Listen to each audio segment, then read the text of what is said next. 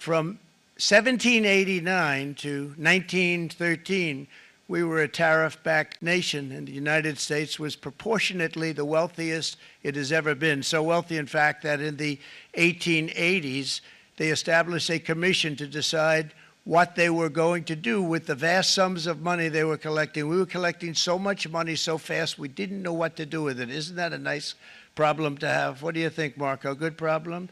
Marco would love that problem.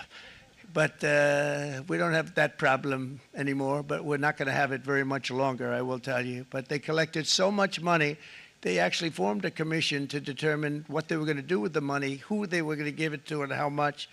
Then in 1913, for reasons unknown to mankind, they established the income tax so that citizens, rather than foreign countries, would start paying the money necessary to run our government.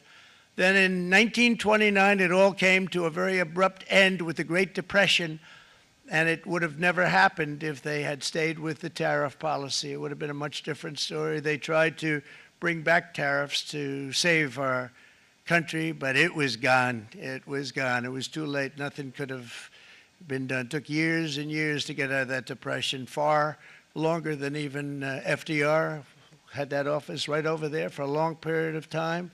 The ramp system, that's rather intricate, was built because of him, and every time you walk up, you think of him, and he did a great job in many ways, but it lasted long beyond his terms, as you know.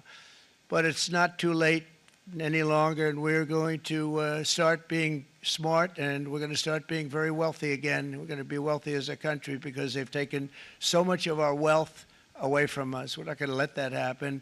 We truly can be very wealthy. We can be so much wealthier than any country. It's not even believable, but we're getting smart. Nearly a century later, in the face of unrelenting economic warfare, the United States can no longer continue with a policy of unilateral economic surrender. We cannot pay the deficits of Canada, Mexico, and so many other countries. We used to do it. We can't do it anymore. We take care of countries all over the world. We pay for their military. We pay for everything they have to pay, and then when you want to cut back a little bit, they get upset that you're not taking care of them any longer. But we have to take care of our people, and we're going to take care of our people first, and I'm sorry to say that.